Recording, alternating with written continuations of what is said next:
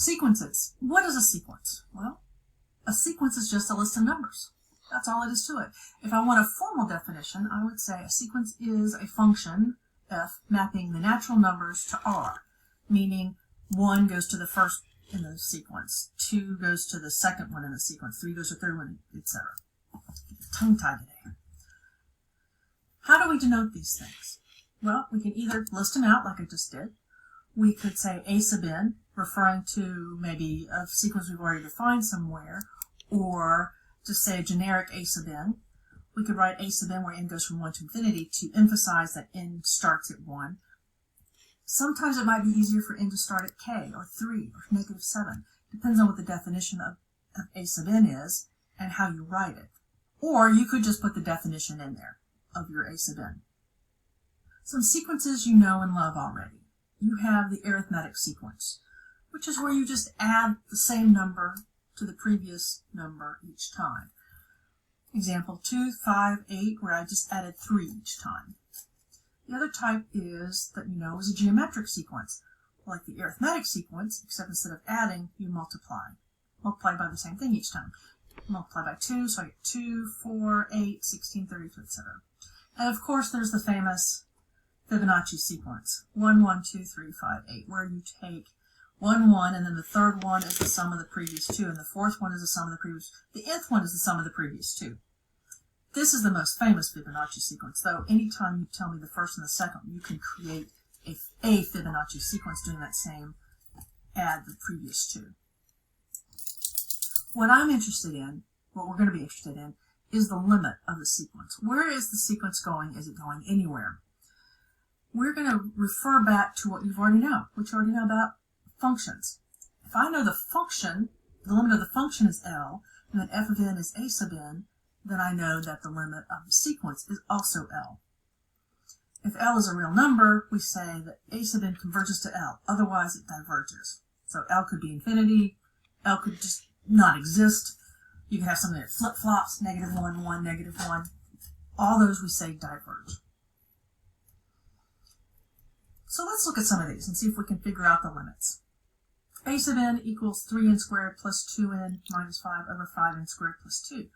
As n goes to infinity, this is going to be 3/5 because the degree of the top is the same as the degree of the bottom, so those are the only things I care about.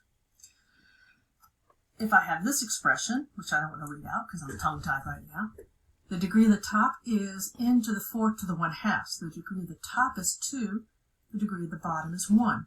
So this is going to diverge, going to infinity, but it's going to diverge because the top is bigger than the bottom, or gets bigger faster than the bottom. Then we have n cubed over 2 to the n. Now, I don't have a polynomial, or a polynomial-like, on the top and the bottom, but I do have this 2 to the n, and I know exponentials are wicked fast. They're going to blow away any polynomial, so this is going to converge to 0. So that's all fine and good. If we've got the ratio of two functions, we can handle that. There's one other thing you used to use way back when, and it was, dun-da-da, L'Hopital's rule. Suppose I have my sequence a sub n is defined to be 1 plus 1 over n to the n. If I try to take the limit of this, I get 1 to the infinity, which is one of my indeterminate forms. Don't you dare say that's 1. I'll have to beat you. 1 to the infinity. So I have to massage it and play with it so that I can use L'Hopital's rule. I can rewrite 1 plus 1 over n to the n as e to the n natural log of 1 plus 1 over n. And so now all I need to know is figure out what happens to the exponent. So let's set that up. The limit as n goes to infinity of this thing. I will have infinity times 0, which is a no-no. I shove 1 to the bottom. I'm going to shove the n to the bottom. So my limit is now natural log of 1 plus 1 over n over 1 over n. And the top goes to 0, and the bottom goes to 0. Yay! Now I can use L'Hopital's rule. Next page. Using L'Hopital's rule, I have the limit. I keep saying this. I've got the natural log of 1 plus 1 over n, and its derivative, natural log of crap, the derivative is 1 over crap times the derivative of crap. Derivative of 1 plus 1 over n is negative 1 over n squared. I have 1 over n in the bottom. Its derivative is also negative 1 over n squared. So these two expressions cancel. What's left, I've got a 1 on the top and 1 plus 1 over n. This guy goes to 0, so this limit is 1. Which means my original limit, e to all this stuff, is e to the 1 equal to E. So I don't have a final ta-da. So that means my sequence converges to E. Now, isn't this an equal slide? I love this. But you do this in your sleep. You don't realize you know these theorems already. This just says the constant times a sequence. I can set a constant out. The limit of a sum or difference is the sum or difference of the limits. The limit of a product is the product of the limits. We can split them apart. The limit of a quotient is the quotient of the limits, right? As long as the bottom doesn't go to 0. If you've got a sub n to the p, you can figure out what the inside does and then raise it to the p. Oh, that should be a p. Typo. Sorry, that's a p. Another thing we like to use is the squeeze lemma. If I know that what this guy is doing and what this guy's doing, and I'm curious about the thing in the middle, and these two guys go to the same thing, I squish the other sequence on the inside. So let's say C sub n is heading to L from the top, and A sub n is heading to L from the bottom, and B sub n is stuck in the middle. That means the limit of B sub n is also L. And here we can write it a little bit more formally. If there exists an n naught such that A sub n is less than or equal to B sub n is less than or equal to C sub n, for all n greater than n naught, and the limit of A sub n and C sub n are both L, then the limit of B sub n is L. What is this n naught shit that I got in here? Okay, what this means is, if it's kind of wacky in the first few terms, I don't care. If B sub naught starts way up here and goes down here and does weird stuff, as long as at some point it sticks between A sub n and B sub n, sorry, A sub n and C sub n, it will go to L, regardless of what crap happens at the beginning. So that's what that n sub naught stuff is. Let's use the squeeze lemma.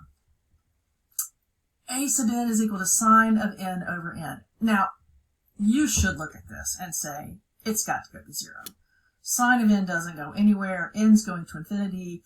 1 over infinity is 0, basically. But let's use the squeeze theorem to double check, to prove it. Sine is between negative 1 and 1, which means sine of n over n is between negative 1 over n and 1 over n. I know that negative 1 over n and positive 1 over n both go to 0 as n goes to infinity, which squishes this one in the middle. So sine of n over n also goes to 0. What kind of sequences do we have? They're labels we can put on sequences. A sequence is increasing if it's getting bigger. If a sub n is less than a sub n plus 1. A sequence is decreasing if it's getting smaller. A sub n is bigger than a sub n plus 1. If it's increasing or if it's decreasing, we say it's monotonic.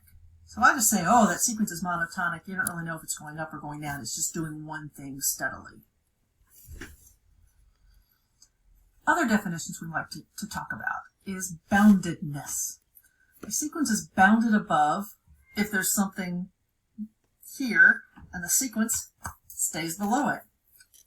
Duh. It's bounded below if you've got lower limit and the sequence stays up here and never goes below the line. If it's bounded above and below, we say it's bounded just by itself. So theorem. A bounded monotonic sequence must converge. Bounded monotonic sequence. Okay, monotonic means, let's say that means increasing. Bounded means it's got top and a bottom, but if it's increasing, then I won't care about the top. It must converge. Hopefully that makes sense. Here's a visual.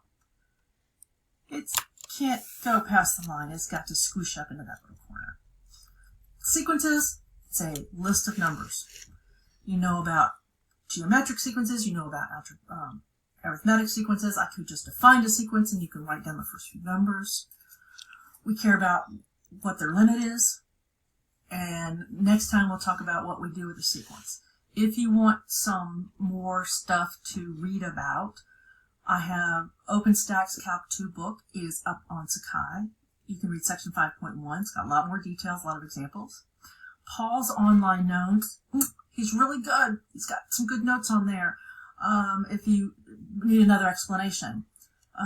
Yet another explanation. Google sequences. There are a ton out there, but be careful to don't go on Khan Academy when it says algebra. That's going to be way too wimpy. Look for the calculus version of sequences. Otherwise, you'll be sitting with second graders figuring out what sequences are.